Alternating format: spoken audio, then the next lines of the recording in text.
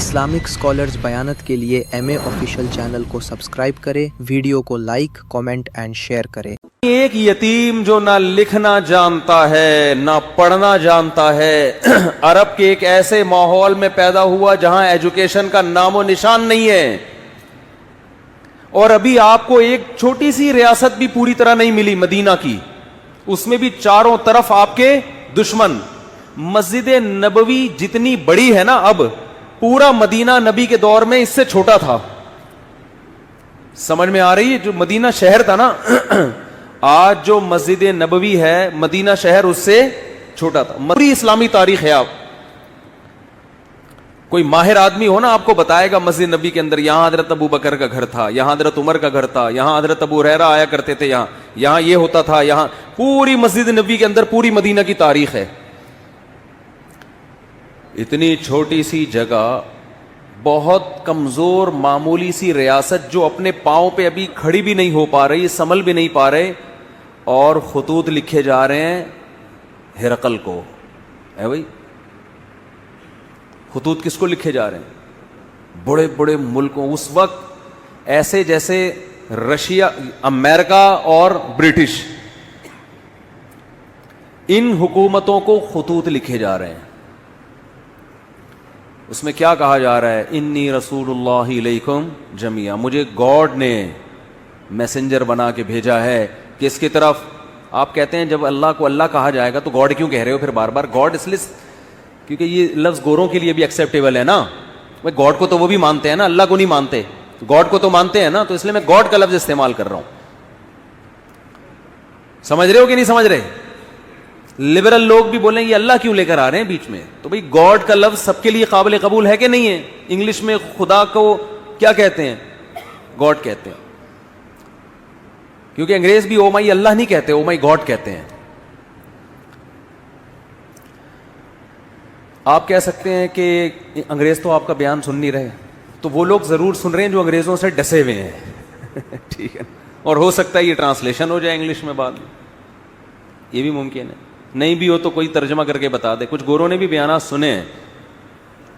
تو اب میں آپ سے ایک بات عرض کر رہا ہوں کہ دنیا میں اس سے بڑے سفیر کی کوئی مثال مل نہیں سکتی، جو دعویٰ بھی کر رہے ہیں کہ میں تمام لوگوں کی، اللہ کی طرف سے تمام انسانوں کا رسول، اور اس دعوے پر عمل بھی کر کے دکھا رہے ہیں، بڑے بڑے بادشاہوں کو خطوط لکھ رہے ہیں۔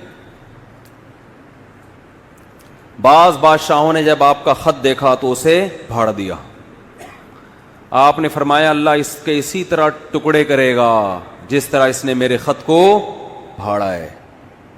آپ کہہ سکتے ہیں بھائی کسی کے خط کو پھاڑنے پر اتنی بڑی بد دعا کیسے دی جا سکتی ہے؟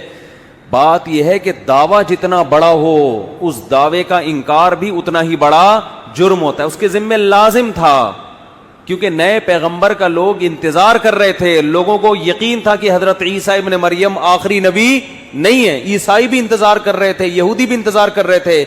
ایسے موقع پہ اگر کوئی دعویٰ کرے تو دعویٰ سنتے ہی اس کو پھاڑ ڈالنا یہ اللہ سے دشمنی لینے کے مترادف ہے۔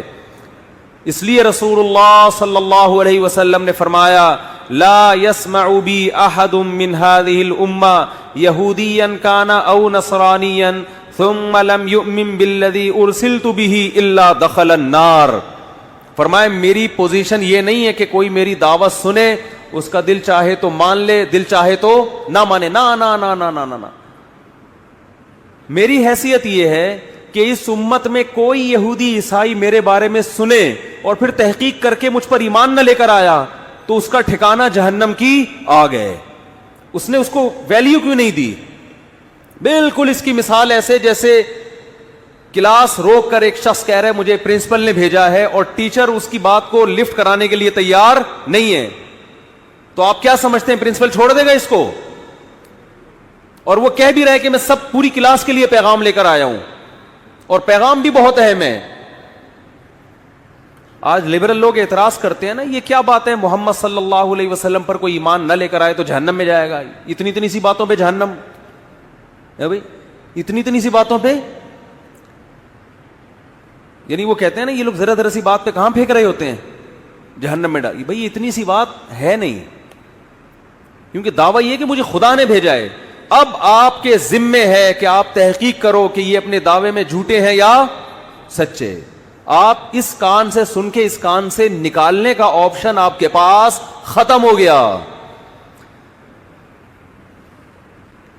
ابھی آپشن نہیں ہے آپ کے پاس کہ ادھر سے سنیں اور ادھر سے نکال دیں گے یار یہ مسلمانوں کے مذہبی معاملات ہیں چھوڑو. آپ کہہ سکتے ہیں کہ کیا دلیل ہے آپ کے پاس کہ محمد ابن عبداللہ صلی اللہ علیہ وسلم اس دعوے میں سچے تھے؟ کیا دلیل ہے آپ کے پاس؟ ہم کہتے ہیں 1400 سال پہلے جو آپ کی نبوت کے برحق ہونے کے دلائل تھے وہ تو تھے، وہ لوگوں نے اپنی آنکھوں سے دیکھے.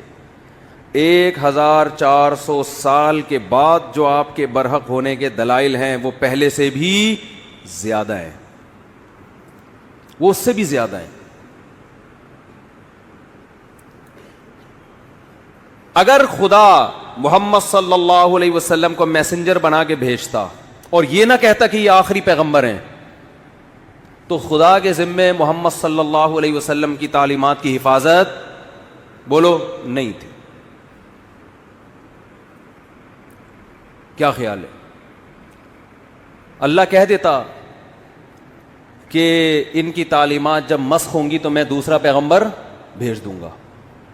خدا نے محمد ابن عبداللہ صلی اللہ علیہ وسلم کے بارے میں 2 دعوے کیے، یہ میرے میسنجر ہیں اور لاسٹ میسنجر، ان کے بعد کوئی نبی نہیں ہے، کیونکہ ساری دنیا کے سارے انسانوں